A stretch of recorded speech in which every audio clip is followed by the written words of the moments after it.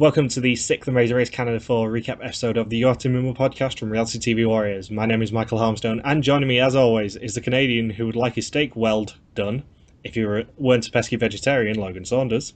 Morning. And for the first time all season, the Australian who needs a bath bag every time he podcasts with us. Sorry, Ben Powell. Howdy. Be right back, just need a vomit. Sorry, it's just the sound of your voice, Michael.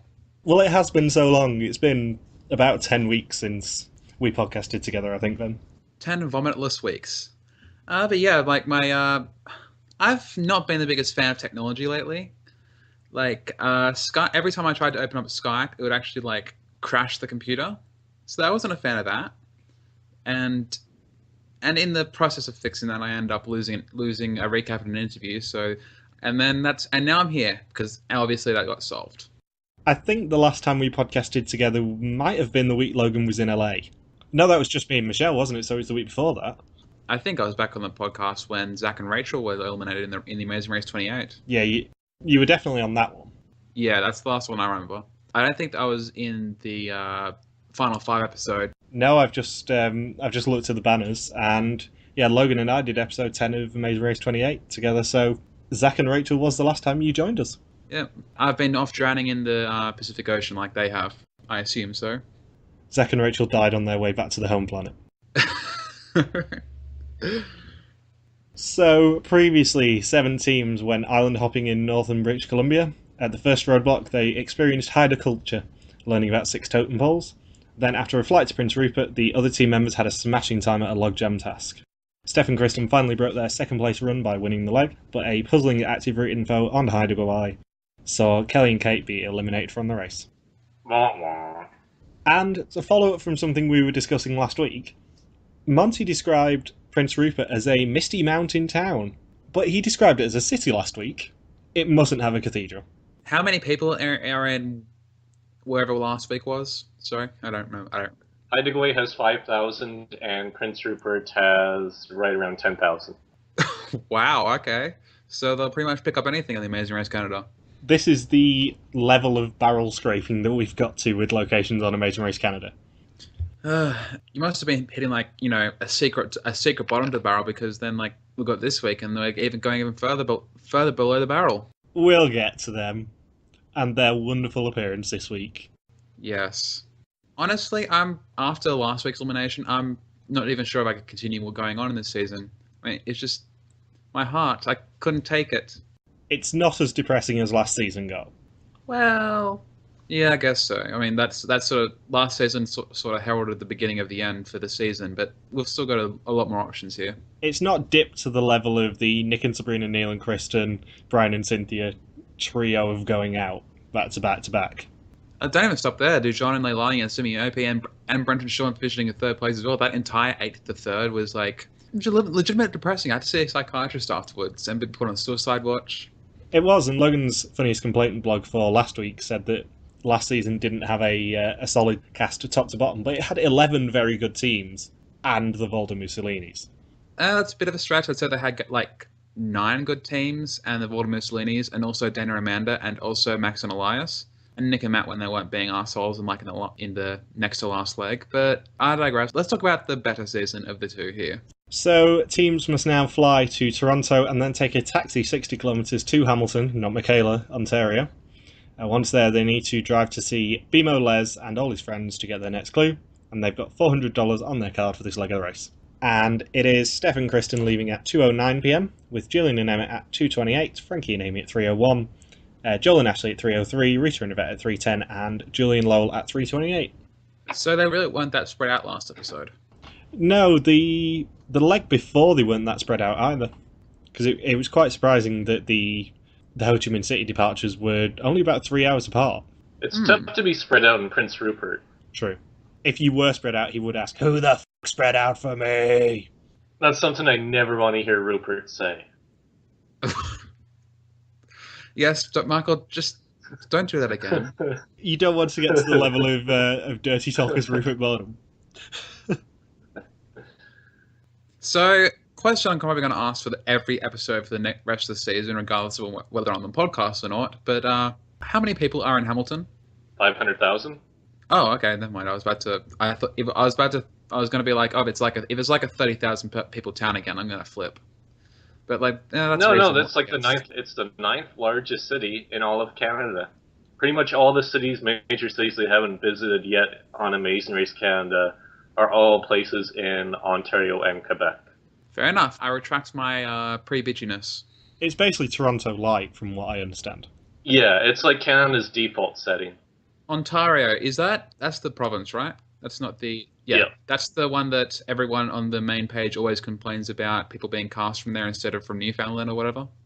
Yeah. Right. And there's still places they haven't gone in there. Yeah, we're talking bottom scraping level though. All right, so we just need to visit the rest of the towns and cities in Ontario, and we're set from Amazing Race Canada 5 till 10. Pretty much. Did you get an answer about how much Hamilton paid to have this episode, Logan? No, I didn't get an email back. I'm gonna guess $3 and $3 and a Coca-Cola bottle cap. 3 nickels and a spoonie. And a Kinder Surprise. Aren't Kinder Surprises banned in Canada? No, they're banned in the U.S. My cousin got pulled over at the border because she was essentially trafficking Kinder Surprises from Canada into America once. Kinder Surprises. Are you not Yes, aware? they're like chocolate. They're like chocolate eggs with toys I am very inside. I am very much aware of Kinder Surprises, but when I hear Kinder Surprises and smuggling, I think something very different. I was going to say we gave you most of our chocolate, so I'd be quite surprised if you didn't have Kinder Surprises. Most people I know, they use Kinder Surprises to smuggle drugs into festivals, so that's where I was going there. Well, it's concealed right in the chocolate egg. Oh, Isn't the chocolate egg how Richard Hatch smuggled matches onto Survivor All Stars? can we stop calling it the chocolate egg, please? I know it's... That's what it is, though. Like, what else are we gonna refer to? Oh my it god. as? Michael, am I going to have to give an anatomy lesson on this podcast? Please don't. Right. So, 60 So, kilometers. That's a long taxi ride. It is, which explains why they were given $400. A $400 taxi ride. I have not had one of those yet, but, you know, the life's still young. Although there was that one time that was like just $100. Anyway, what am I talking about? Who are you guys? It's on your Canadian bucket list, Ben. Travel from airport to Hamilton in a taxi for $400. I'll put that down the 5,000s. It'll be right above walk down the street in Surrey and petting a wild goat I found in the streets of Argentina. Did you pick up on the subtle flight sponsors for this leg? Mentos? No, it was Air Canada again. Really? Welcome to Air Canada. You're welcome. The agent there was super polite. They really had to showcase that in the episode. We mentioned this a couple of weeks ago, but just because Air Canada aren't actually sponsoring the season doesn't mean they're not still the travel partner, as they put it in the credits. But this is the first time all season we've had a ridiculous Air Canada sponsorship. You two can sit together because we're nice. It's not like those European airlines where you have to race to get seats together. We'll actually give you defined seats together. One of them can sit by the emergency exit, and the other one can sit on the wing of the plane. Hold on. That'd be sweet. Like you get to run, just to be attached to the wing of the aircraft without fearing of death or anything. You'd be like the guy who just jumped out of the plane without a parachute. Plus, if you're on the same side as Jonathan Lithgow, you know, that'll be a whole lot of trouble. Really? Nothing? Was that a Never have seen- cliffhanger reference? No, that was Terror at 50,000 Feet one. You know, Jonathan Lithgow. He was in the remake of that. Nothing? Oh no. Philistines? Nothing. Michael, I heard that. Michael, I can... Oh. You can't see me. Nobody sees me. And Claude Rains and the Invisible Man. Right. So speaking of subtle sponsors besides Air Canada, BMO pretty much dominates the first 10 minutes of the episode. They were clearly here to help. It's totes and motes to have families read out the clues for them and give them messages. Hashtag BMO breakdown. What I want to know, though, is were family members told to keep it to a given length, or could they go on as long or short as they wanted? Because if you picked a horrible family member or friend or whatever to do a message for you, they could lose you the race. Like somebody's just like great aunt who's just gonna ramble on with stories continuously for like 10 minutes about things going around at home, and then they tell you the next destination. Or could this be like, dear Ashley, I'm so glad you're in Hamilton, Ontario. I remember the last time I was in Hamilton, Ontario. I believe it was 19 We had to say dickety because the Kaiser had stolen our word 20. We chased the Kaiser across the country, but we lost him after dickety 3 miles. This morning I got up in the morning and made myself a piece of toast. I put it on 3 medium brown. Did I tell you about the time I put an onion on my belt, which was a style at the time? Yeah, I didn't realise that Ashley's great aunt was not First Nations and was in fact Australian. I'm glad that this is a video clue rather than a written letter, because the osteoporosis is really getting to my wrist. Oh, God, Logan. Joel and Ashley had a very nonchalant taxi driver who just felt very indifferent to the whole drive. He was lackadaisical. Yeah, it was like, oh, are we going the right way? Are we going to that park? Yeah, I guess so. Maybe he was just the Ontario version of Pierre and the Michelles and just didn't want to talk to anyone on camera. Did anyone else think that Rita and Yvette's mum seemed fun? I did. It's nice when fun family members show up. Like, that didn't come out right at all. That's a tongue twister. Fun family members. Fun. It's nice when fun family members come out. Now try saying that 10 times, Ben. It's nice when fun family members come out. It's nice when fun... No, I'm not doing that. Michael, yes. Screw you. There we are. So, teams are then sent to some sort of aeroplane museum. Who cares? Mm. And once they got there, it's a roadblock, which is who's the best backseat driver. And in this roadblock, one team member must have a brief lesson in flying a plane from an instructor, and then successfully complete a 360-degree banked turn at the correct altitude to receive their next clue.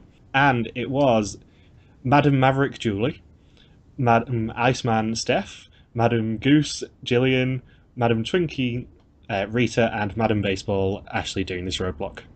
And if anyone gets that reference, I'll be very impressed. Nope. Top Gun? No! It's close to home for you though, Logan. Iron Eagle? No, it was the Mole 2 UK. Oh. Yeah, so... I haven't watched the Mole 2 UK that closely. I just bring up the thing about it filming close to my house, and that's really all I remember about it, other than, like, who was the mole. In the 3rd episode, I think it was, they had a challenge that involved going up in a stunt plane and identifying the stunt from a description that they were put through. And they were all given code names, and the mole was announced as Madam Baseball, because that baseball stadium was where the final reveal was happening. It was one of the clues. Wow. That is quite the hidden clue, even by mole standards. I mean, that still doesn't meet AVDP or whatever it was for the Celebrity Mole one. Oh yeah, the animals, dairy, vegetables, and produce. I think it was. Frederick Vander Wall Mole 2000. How did you guys not get that? Fruits, vegetables, poultry. The last one was meat, though. I remember that one. Because it was Frederick Vander Wall Mole. French Mole has the best clue ever for that sort of stuff, though. In French Mole, they all had intro videos, and the mole's video was filmed in front of a mountain in France called Le Mole. It was a properly subtle clue. And the other major clue for her was that her daughter appeared in that video, and she was called Lou. So they put wolves on loads of the mole's communication, and Lou being the French word for wolf. Right. Imagine being the one to come up with those hidden clues. That must be the most fun job ever. So you could just come up with the most random crap false and be like, yeah, that was a hidden clue. How did you guys not miss that? You're freaking idiots for missing that one. Come on, Frederick Vanderwall, mole, pole, upholstery, whatever the vegetables thing is. Yeah, that was a clue. How'd you miss that? There are some great one in Dutch Mole, but I want you to watch them, so I'm not going to tell you them. I have a question. Yes? On the main Amazing Race Canada Facebook page, was there anyone who worked at the Air Museum complaining that the Amazing Race Canada didn't properly represent the museum? There was someone who threatened to sue them for millions of dollars for misrepresenting the museum. Yes, Was he the inventor of stunt planing? probably. So who knew there'd be a switchback to a task in Family Edition? I, for one, did not see that coming. Brian Palo's plane roadblock in Arizona gets to be brought back like over 10 years later. They almost did the exact same trick, actually. And he still hasn't gone to New Zealand. But he still hasn't gone to New Zealand, no. The injustice in this world. Amazing Race Canada hasn't gone to New Zealand either, so Brian Palo and the rest of the Palo family has that in common with the Canadian teams. You know what's surprising is that none of the teams made a single Top Gun reference during this whole roadblock. Like, I even wrote down that I was waiting for a Top Gun reference, and nobody made it. Most of them, some of them probably wouldn't have been born by then, by the time that movie was released, Logan. But but it's been revitalized because of Archer, you know, with the Danger Zone. There's still quite a lot of 20-year-olds in this cast. Exactly. Yeah, they're around same age as me, though. They should know about Top Gun as well, if I do. Yeah, but as we've previously established, Logan, you're a special case. Well, now I'm just sad. Michael, you're so mean. I couldn't do any better. Imagine how disappointing it would be if it was just a virtual plane like Steph was expecting. That would have been a great way to troll the teams. They don't even get to leave. It's Amazing Race Canada. They're expecting it to be a lackluster task, and actually, this was a badass task for Amazing Race Canada to do in such a shit location. Tasks aren't lackluster in Amazing Race Canada. That's Amazing Race US you're thinking of. Can't remember what I was going to say now. Nah, can't be important. Must have been a lie. I had something important to say. And then I put in another piece of toast, but this time on 5. Very brown. Where's the next clue? The pilot has it. He's still flying. I'm still stuck in the middle of at the BMO branch. I've been stuck at the bank for 5 hours watching you talk about toast, Grandma. It would explain why Joel and Ashley were so behind this leg. Yeah, it wasn't the taxi drivers because of the damn grandma that just kept rambling about things going on in the neighborhood. I just got a bingo yesterday at the casino. It was fun. Dear, I saw a cat. Then we went out for a discount There was a funny lunch. looking cloud in the sky this morning, so I yelled at it for 3 hours. I yelled at it about the children today. I yelled at it about the children today, and I yelled at it even more about the children today. Hey Ben, have you been followed by John Montgomery yet on Twitter? I have not. Logan, have you? Yes. Michael, have you? Oh yes, I have. Forgot about that. I've been followed by many people on Twitter. I've been followed by Simi. I've been followed by Ryan Steele from season 2, and I've been followed by that's it actually.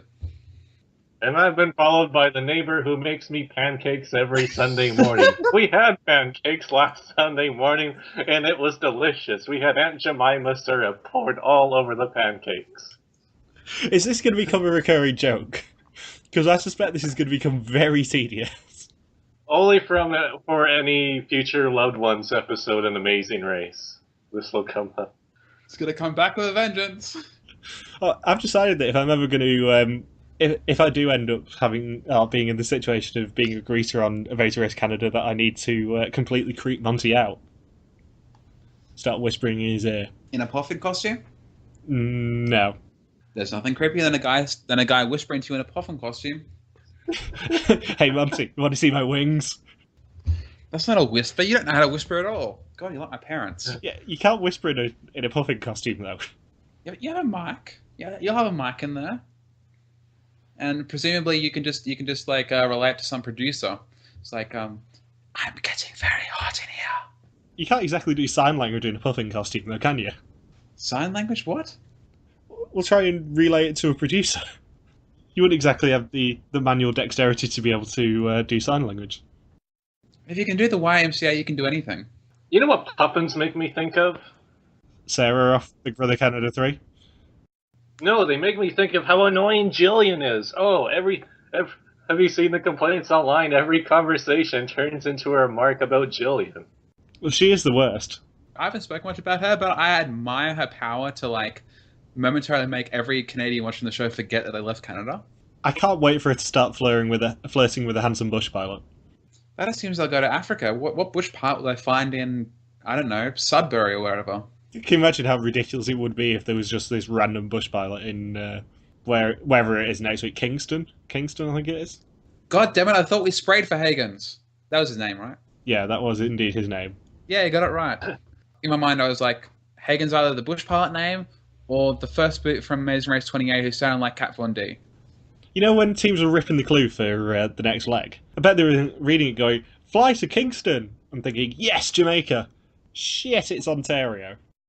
That's like... There's also a London, Ontario, so be careful for that next season, Mike. That was where Jet and Day were from. I read. I'm not sure we're discussing next upcoming location spoilers, but I read they went to Sydney. They did indeed go to Sydney. Yeah, that was like sort of the same thing. Sydney. Oh my God, they're going to Australia. Sydney. Where's Sydney? Nova Scotia, I think it is. God damn it. Yeah, Nova Scotia. Sydney, Kingston, and then Sydney. Kingston, London, Sydney.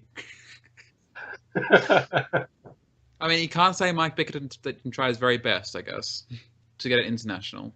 And getting back to the roadblock, Kurt Retchell sent in the question, do you think Amazing Race Canada producers let the teams fly the plane as a big FU to other versions of the race where teams are simply passengers?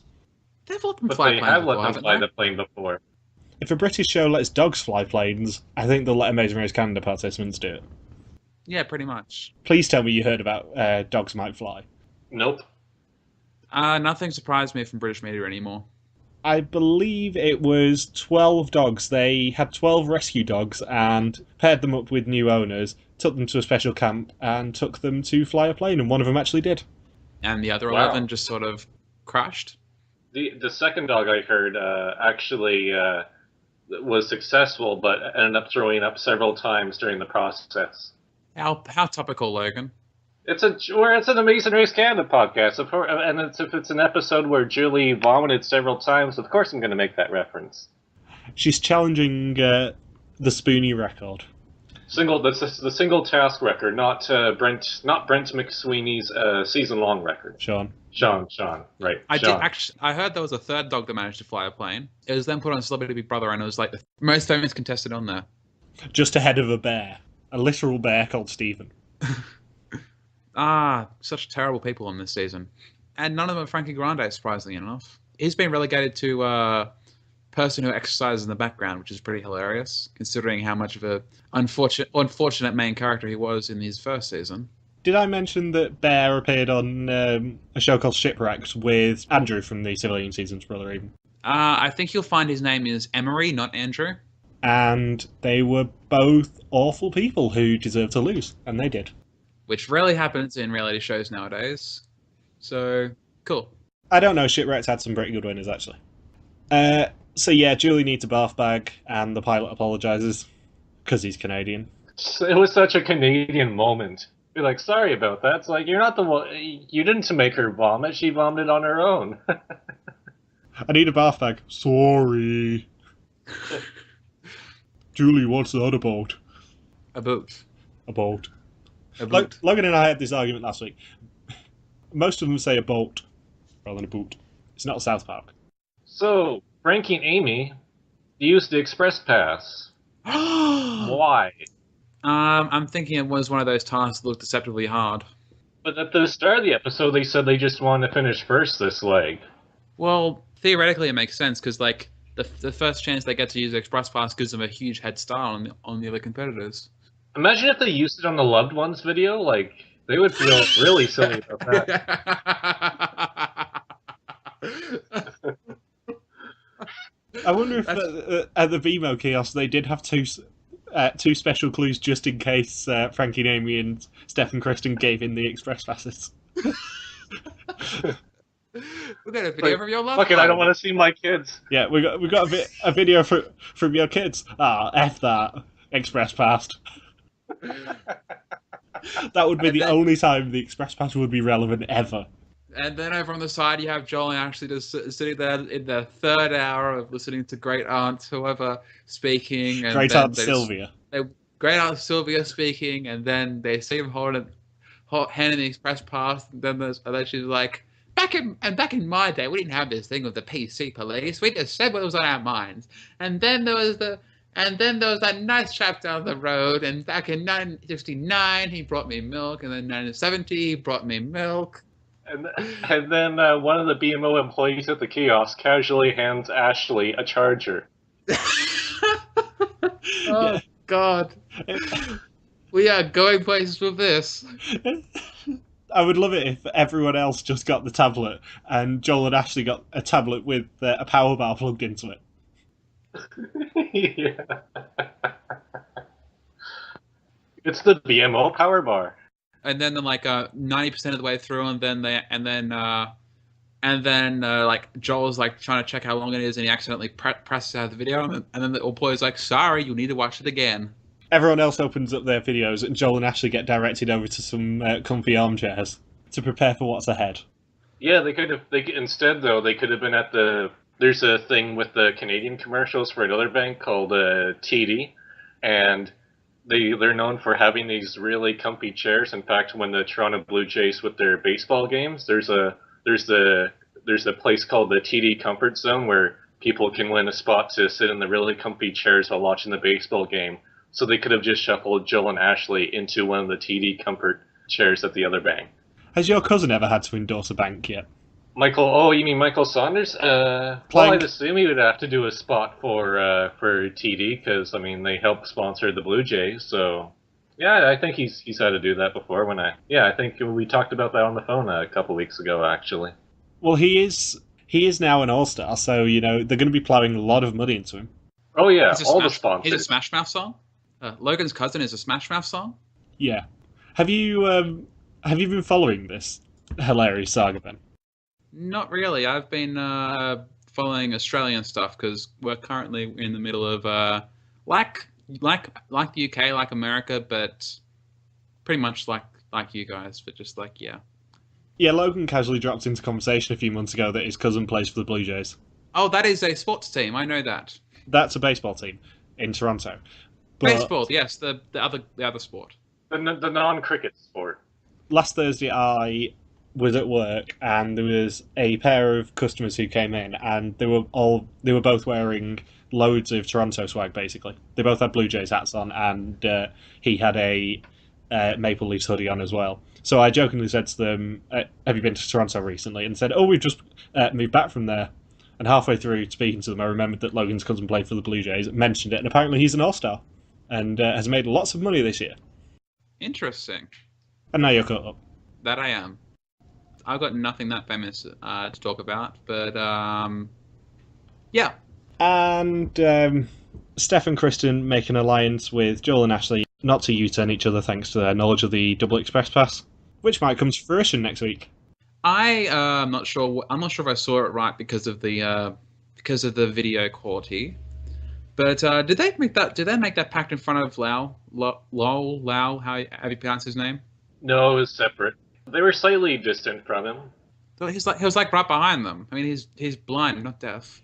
Yeah, and also because he's blind, his other senses will be heightened, so he could probably have heard that conversation. Yeah, you actually just see his ears wiggle slightly on screen, and then he just has this smirk on his face. If you go back and pay attention to the edit, that's what happens. Basically, what I'm saying is that Lowell is Daredevil. Where were we? This was an Amazing Race Canada podcast at some point, wasn't it? Yeah, at some point. So yeah, Steph and Kristen leave in second, with Jillian and Lowell in third, and Jillian hates heights, hates planes, and hates Emmett now, but then she gets on her first attempt and leaves in fourth. Rita and Yvette leave in fifth, and Joel and Ashley leave in sixth. And teams must now find Bayfront Park's boat launch and complete a 3-part pointless challenge for one of the sponsors. They must first ride a bike to some kayaks, kayak across the water, and then climb a climbing wall to receive their next clue. Except Joel and Ashley don't receive the next clue; they receive another iPad because they got part two of Great Aunt Sylvia's message coming up. Seriously, Ben. Seriously, yes. We're 51 minutes into recording this, and I bet about 20 minutes of that is just various Aunt Sylvia impressions. And then when I was 21 years old, I moved to Toronto. Boy, I was a looker back then. And then... And then I met your husband. Boy, he was a looker back then too. On our first date, we went to the park, and it was a nice time, and we fed some ducks. The second date was 3 days after that. You can interrupt me anytime. I met my good friend Risha on one of the street corners, and we found my husband for me. You know, because Risha was so old. Ah, right. And also hanging out on street corners wearing a trench coat. Wow, Big Brother Canada reference out of nowhere. So I heard Ritter, like John Ritter, aka that guy from 8 Simple Rules, and I was like, I was thinking of Rita from this season. That's a weird reference. Isn't that just the South African way of saying Rita? Rita. I don't know. We're not all as scathingly racist as you, Michael. We don't make fun of people's accents. Yeah. So some of us have done away with apartheid as well. I'm not racist. I'm careful. So I have really no notes on the next sponsor task, the MEC It's so pointless. trifecta. Frankie broke her thumb, apparently, while biking or kayaking. Rena and Yvette don't like kayaking. Ashley screams the whole time climbing up the rock climbing wall. She's sort of like me on a roller coaster. That's her best. That's her best quality. Screaming at everything. We finally get a mention of Lowell's Paralympic training. This would have been funny if just Ashley started screaming while watching the video at home just the whole time. Although, what they did seem to get confused about was that in Lowell's original bio, he said that he was training for the Rio Paralympics. And in this one, he said it was the Tokyo ones. Why, man, he's delaying his dreams by another 4 years? Yeah, he's such a lightweight, waiting 4 years. Oh, man. He's just waiting till he's in his physical peak, I guess. And, yeah, Joel and Ashley get lost and get taken to the wrong place, and Ashley is not a climber. You know what would have been an interesting twist for the only way to make this MEC trifecta adventure course task more interesting is if Shala and Nabila had to do this. Can you imagine Charlotte and Nabila on the water portion? Oh, that would be a disaster. And the good thing is, Joel and Ashley's kayak had a charger for their iPad to put in. So that they could have some narration from Aunt Sylvia while they kayaked across the lake. Stroke. I'm having a stroke. I wondered where you were going with the word stroke there, Logan. I thought her saying stroke might have just been a home video. That's gross, Michael. This is a family-friendly podcast, Michael. Family-friendly. Now Michael has descended us into old people sex. That's just wonderful. Did not expect that conversation to go that way. You've led the conversation, Michael. I know. You reamed it right off the cliff. Also, Big Brother 19 has officially been announced as being on All Access only. CBS have finally confirmed it. Good for it. Let's hope it's cancelled. It will probably get less viewers than this podcast. And that is saying something. That is definitely saying something. Like us on Twitter. Please. So yeah, once teams stumble across the MEC task, they get to the detour, which is dry dock or art rock. And in dry dock, teams must learn how to weld and correctly weld two steel plates together to get their next clue. And in art rock, teams must use stencils to recreate a beer label in spray paint and present it to the band on stage to receive their next clue. You know what my revelation about these sort of tasks was? They're fine at this sort of like urban sort of urban modern cultural thing. That's fine if it's like sort of like at the very start, like after the first leg, like on the second leg before they go overseas. But like when you're getting to leg 7 and leg 8 and you're still having to deal with like, oh, go to this modern alternative rock place and with these local Canadian artists, and it's sort of like, okay, we get it, Canada is good. Can we go to Singapore, please? Please, we need the Marina Bay Sands task and the Singapore Flyer task, because that's tradition. And cupping. Cupping makes everything better. And my one question about this detour, why on earth is dry dock just the Gino and Jesse memorial task? Oh, with the steel? With the welding? With the steelworker, yes. It's to remind you that at this point in the Amazing Race, you're stuck in Canada and you're never going anywhere else. It would have been way more entertaining if it was a Zamboni-themed task, but no, it was just a steelworking task. The Zamboni task would be a Deadpool-themed task. That is true. When they're done smoothing out the field, Francis will give them the next clue. You don't get any of this, do you, Logan? I've seen the movie, yeah. And the fast forward of having a naked fight in a flaming lab. Oh, yes. I remember. My memory of this episode is flaky already. Which task did Joel and Ashley do? They did art rock. Yeah, the painting one.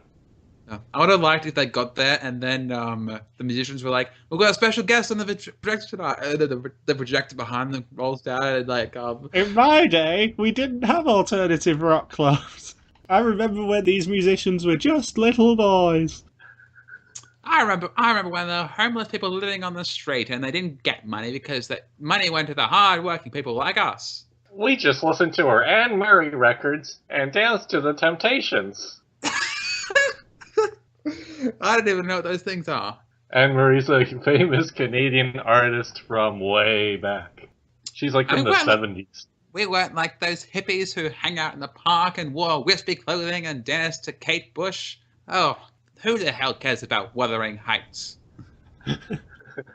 She's probably not even Canadian, but I still like mentioning Kate Bush anyway because she's my spirit animal. Heathcliff! It's me, Kathy! I've come home! I'm gonna dance the Charleston. That's what I was gonna say. I was waiting for an opening. Damn you, Ben.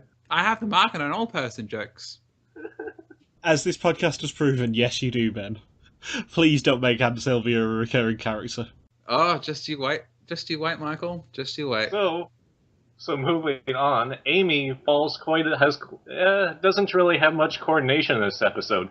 She collides right into the rock climbing wall, and then when they're on their way to the detour, she takes a big tumble. Yeah, it's no fun colliding with a rock climbing wall, because I've done it before, and it hurts. The first time I went rock climbing, no, this is me. The first time I went rock climbing, I split my knee open. Oh, lovely. Yeah, but I didn't actually notice until I was actually climbed up several times, because I was like gym. Pretty much, because I was on the one on the very left of the wall, and somehow I went up a weird way, and I sort of bashed my knee into one of the things. And I just didn't notice because the climbing things which put your feet and hands in were red, so I didn't actually notice until I started going up and down a few times, and I was like, "Wait, was this here before?" And I was and there's a whole spread of my knee up the wall. Your smears. Michael, family podcast. You smeared your blood on the wall. Yes, I did, but you're implying something else, so I don't like that. I said smears, not skid marks. Oh that's better than what I was thinking of, but yeah. Why, what were you thinking of, dare I ask, Ben? You will not ask. But yeah, when I last went on a zip line, I busted my thumb open. On a zip line? On a zip line, yeah. Because I'm an idiot. You weren't carrying breakfast, were you? I was not carrying breakfast. No, I wasn't delivering breakfast in bed to anyone who had visited London. So, yeah, Frankie and Amy get rejected at dry dock, and then after 3 rejections, they bicker a lot. And, of course, Emmett has welded before. But you know the one thing that Jillian and Emmett's fights needed? Gas masks. Their fights are made infinitely funnier by the presence of gas masks. Hey, you're listen to Hey, murder! Michael, let's not go there again because it's dragging on long enough as it is. What my favorite image of the welding task is just Amy's expression of complete despair where she's wearing the helmet and she just has her head resting on the side of the table. That's what happens if you do 5 or 6 attempts at welding and the bubbles are still coming out, no matter how hard you keep trying to bang the rods in. You know the funniest thing of the episode for me? It was the audio description lady reading out, Chris is a professional, she's been a lesbian since she was 14. Because she said it so unenthusiastically. Oh, you had to watch it on described video? Yeah, part of the video that I watched had audio description on, yeah.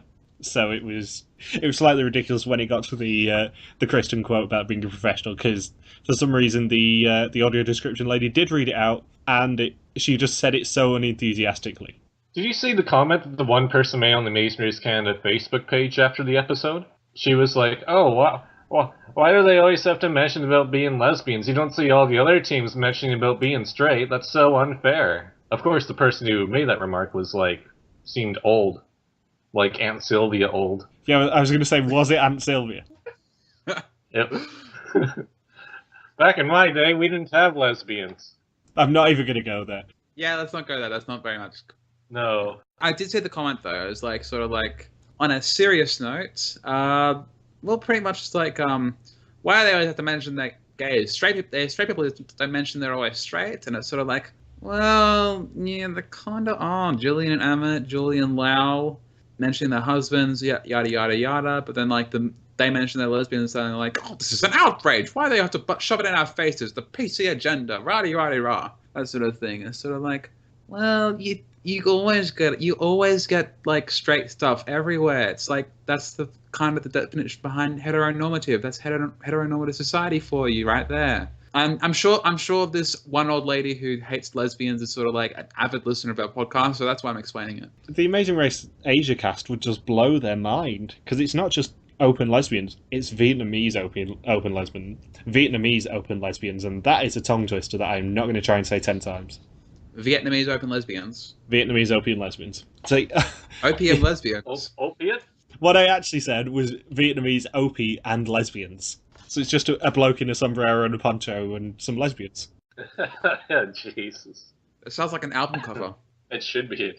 It's Opie and the Vietnamese lesbians. That sounds like a TV show. It's just, I've tried, damn it. The moment's gone. I can't think of a good OP joke. I've got one, but it's a stretch. The old lady is making another post about the gay people getting mentioned, and then people shut up and go, "Two wrongs don't make a right." See, that's my stretch. And Frankie did say that she was really focused on banging this time. Yeah, she's banging it, banging it, and banging it. And if I can get a good quality version of that, I will make that the stinger. And you guys are 12, 12, and 12. And the after the finish line videos looks amazing. They look like the sort of thing that I really want to pay attention to. Yes, there was a commercial near the end of the episode where all three winners were showcased. You mean all three winners who I was a huge fan of, and who I didn't think are some of the worst Amazing Race winners of all time? I like how, well, I don't not really like, but, you know, sort of find sort of cosmically funny how, like, even a completely different franchise, even in the same country, we still get two douchey male winners. First we get Tim and Tim, then we get Nikki and Pete, then we get Jen and Jesse, and then even in a completely different franchise, we get Nick and Phil. So, I mean, hopefully, Amazing Race Canada has now inherited Big Brother Canada's, tendency for good winners now that they've sort of decided to go for Nick and Phil. Well, there's no chance of an all-male winner until the revival pass comes into play next week, and Stefan and Antoine are brought back. Amazing Race China used that twist again. Again. They used intruders. How is that possible? Yeah, one team shows up in the penultimate leg, I think, and they get second and therefore are eliminated. The rules on the new Amazing Race China revival pass are slightly different, though, because it works like a save, but you have to save another team by the end of the fourth leg. And there's only 8 teams to begin with in the cast, so you have essentially, if you're one of the first 2 teams eliminated, you have a 50-50 shot at being brought back again. Yeah, it's basically the rubbish version of the salvage pass. Yeah. Because there's no benefit to actually not saving the team. Anyway, did anything else actually happen in this episode, or are we done? We had more subtle Mentos appearances. Oh yes, another black and white Mentos moment for a good 3 seconds while Frankie and Amy are contemplating switching tasks. It's like every time I see one of those, I sort of like either think A, oh crap, did my file screw up again, or B, is this suddenly a Schindler's List? Yeah. One of those two. There's a yellow candle in the background too. As far as I know, it is not a task from our fake Germany leg of Amazing Race 28.6. And it's not Mike and Rochelle's reward from Amazing Race 26 either. So yeah, Steph and Kristen leave Dry Dock in first, with Jillian and Emmett in second, Julian Lowell leaving Art Rock in third, Rita and Yvette leaving Art Rock in fourth, Frankie and Amy then switch to Art Rock and leave in fifth, and then Joel and Ashley leave Art Rock in sixth. And teams must now head to Dun Dun Castle, the pit stop for this leg of the race. The last team to check in may be eliminated. Yes, I think Jillian pronounced it as Dun Dun Castle. Dun Dun Castle. As in they're done for the leg, I guess. As in Dun Dun Dugan from Agent Carter. Do you seriously haven't watched Agent Carter? Or Captain America? I gave up on Agents of S.H.I.E.L.D. after one episode. No. Weak. The only Captain America film I've seen is Civil War, and that was because it was awesome. So yeah, Steph and Kristen jets in first again, and they won a trip for 2 to Delhi in India, with no requirement to carry fish on their heads or practice couples yoga. Excellent. And Jillian and Emmett checking in second, with Julian Lowell in third, Rita and Yvette in fourth, Frankie and Amy in fifth. They cracked top 3. They did, I'm proud of them. Woo. Way to improve the 6.2 average.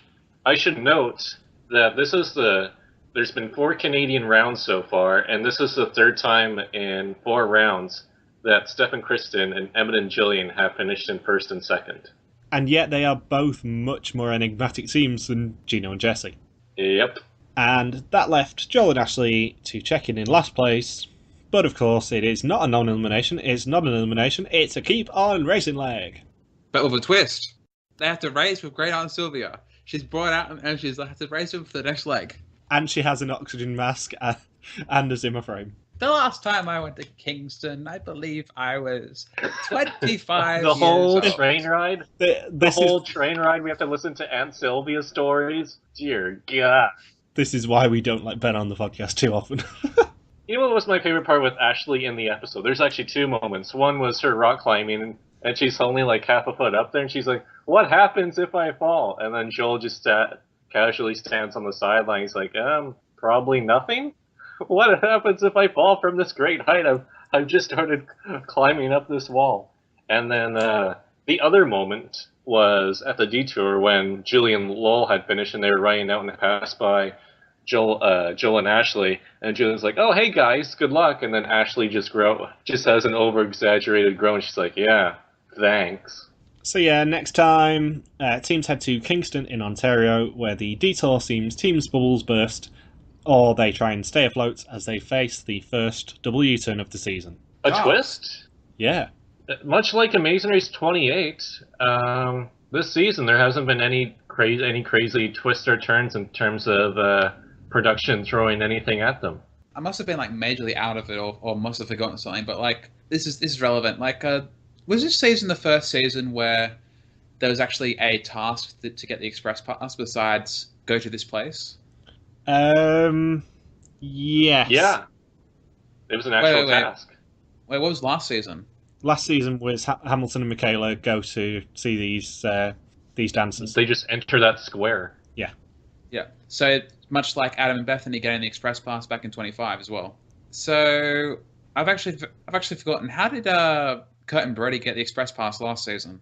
They finished first on the 7th leg or 6th leg. Might have been the 6th leg. Yeah. It was the one where Sherry and Cole finished last. Yeah, that was 6 then. Right. I've forgotten completely the first half of that season. So most have. Wishful thinking. Are you kidding? What about that time in the first half of the season where, you know, Tyler and Corey did error file not found?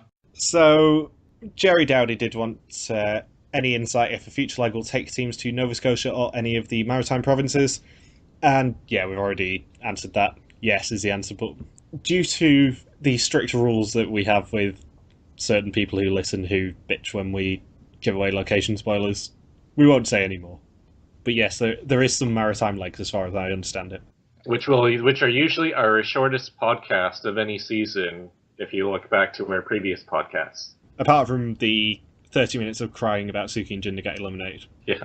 I've got a question on the same wavelength. Are they going back overseas? Yes.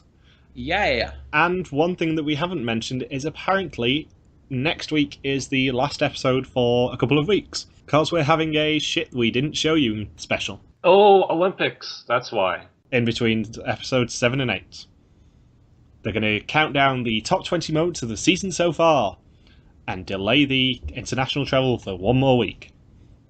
Yeah, because CTV and TSN, those are the two stations that always air Amazing Race Canada, they cover a lot of Olympic stuff, so that's why they're not showing a new episode. Hopefully they cover it better than NBC.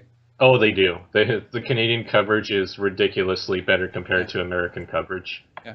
For starters, I imagine they'll actually show the opening ceremony. Yeah, has CTV actually asked for the official language of the opening ceremony to be changed to English like NBC have? Have you heard this story yet?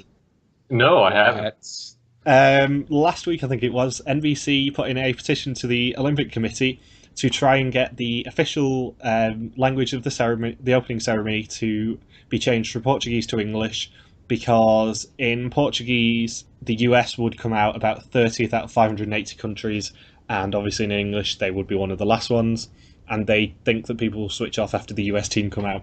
So they wanted to basically have the US arrival into the stadium be a lot later than it would be in Portuguese. Cater the Olympics to the U.S. That sounds more like an 80s Cold War thing. That sounds like an episode of The Games. And I'm going to go on a huge tangent here. There's this show leading up to the Olympics in Australia, all the way back 16 years ago, called. It's basically like a sort of The Office meets an Australian show. I don't know. It was just like an Office sort of thing in Australia, where they had like 26 episode of like a satire mockumentary sort of thing about the Australian committee leading up to the games and all the decisions they had to make. Like there was like an entire like 5 minutes thing where like one of them was actually explaining they were trying to like have like runners run at like 3:45 in the morning just so the Americans would be watching. They did a very similar idea called 2012 over here before the London Olympics. Oh yeah, it was in London. I just remember that. Yeah, I imagine that would be something you guys would do. Oh yes. It's quite funny that like one of the main actresses was actually Kim from Kath and Kim. All right, cool. You've never seen that show, have you? Not a chance. You've heard of that show, haven't you? Vaguely. Good to know. So is there anything else to say about this episode before we sign off for the week? I'll just leave a comment at this moment at least. I'm just glad that we decided to make fun of Great Aunt Sylvia. Otherwise, we'd have nothing to talk about. Are you going to force me to keep all the Great Aunt Sylvia stuff in then? Yes, I am, Michael. Yes, I am. Because that shit's getting chopped down. A little, just chop it down a little bit, not all of it. Yeah, I'm not going to cut all of it out. When it starts getting tedious, I am. I would just like to point out that, damn it, what was I going to say? I got distracted by Great Aunt Sylvia. Oh yes, that at the end of the detour, that it's only in Amazing Race Canada do teams get offered beer after completing a task. I'm very surprised that it wasn't Monty's Golden Ale. Yeah, they didn't want to promote Monty's beer, and it also explains why this round had to be that couldn't be a self-drive leg. Can't really serve alcohol before teams enter their Chevrolet Volt. I'm proud of you both for not rising to a Monty's Golden Ale reference. Oh, believe me, the temptation was there. But I'm not into I really like sports, the way he took off his sunglasses when he was trying to be all hip and cool during the detour explanation at the welding site before he made his terrible pun. Do you not know that Monty is just an 80s cop? Yeah, he was really trying hard with the whole, like, it has to be well done. He's basically a CSI character. He takes his sunglasses off, makes a pun, and then it goes to credits. And then when Rita and Yvette are on screen, the "Who are you?" part just starts playing. Yeah, I still can't tell them apart. Well, they're twins. Yeah, why would producers do them like that? We're 6 episodes in and I cannot tell them apart, and I'm usually pretty good with telling twins apart on Amazing Race Canada. Why would they ever cast twins on a show about relationships? God. No, it's really, really, really difficult because they never ever subtitle who's doing the roadblock when it comes to Rita and Yvette. They do it for everyone else. They do it at the last minute for Rita and Yvette just to confuse me. There should just be a question mark. They have like Kelly, Steph, Kristen, Anne, Rita and or Yvette. Yeah, just a question mark. Rita? We think? Rita, I guess. So, thank you for listening to this Your Team Number podcast. You can join us every Wednesday for more Amazing Race Canada recaps. If you've got any questions, feel free to contact us on our Facebook page, RTV Warriors, on our Twitter account, RTV Warriors, or our own Twitter pages, MJ Houston for me, Logstuff for Logan, and Ink1Y for Ben. Bye!